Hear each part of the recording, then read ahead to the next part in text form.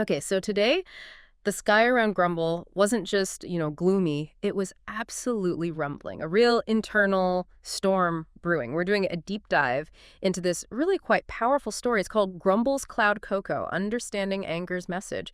And our mission really is to explore how anger, which, let's be honest, we often just dismiss as noise or aggression, how it can actually carry, a crucial message about deeper feelings, maybe unexpressed things, and what happens when that message is actually truly heard.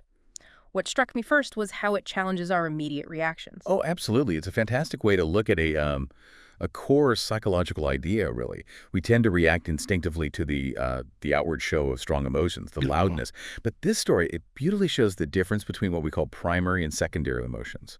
Anger quite often is secondary. It's masking something else, vulnerability maybe, or some unmet need.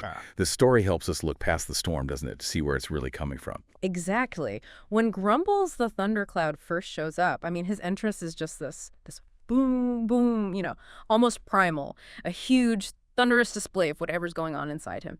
And the other clouds, pom-pom, melody, their first thoughts are instant judgments. Who upset him now? Or that classic one, someone must have spilled cloud cocoa on his shell. Just rushing to blame or just dismiss how intense he seems. Quick explanations.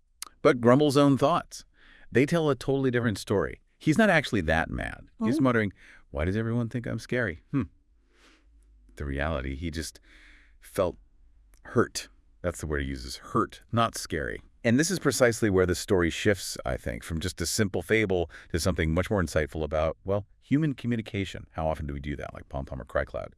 Jump to conclusions about why someone's angry, or even why we're angry. All the time, probably. Right.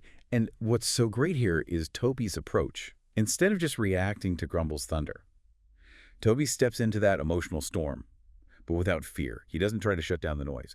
He actually asks. He says something like, are you trying to say something, but everyone's only hearing the noise, not the message? That's such a key moment. It really is. Yeah. It's textbook empathetic inquiry, essentially, going beyond the surface to find the real feeling underneath. And Toby's calm, sort of curious presence, that's what let Grumble finally show he just wanted someone to care, that he felt hurt, not just angry.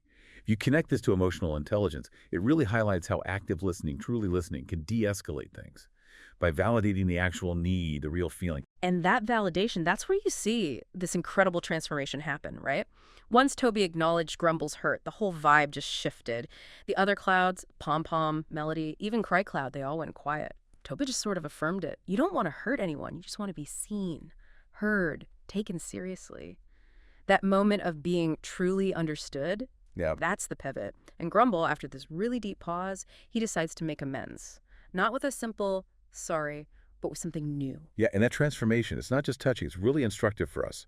Grumble, who is this embodiment of misunderstood anger, this storming cloud, he comes back with the lightning-warm cloud cocoa, complete with these tiny lightning bolt swirls and whipped cloud cream shaped like a heart. I love that detail. Me too. And Pom Pom tastes it and says it tastes like feelings. Yeah. It shows that when the real message behind the anger gets heard and validated, the energy doesn't just vanish, it can be transformed into something creative, even healing. It stops being destructive and actually builds connection, understanding. So wrapping this up, what's the big takeaway for us listening to this? I think that core lesson from Toby really sticks. Anger can be loud, but it can also be soft. When it's understood, it becomes something healing. Think about Grumble's journey.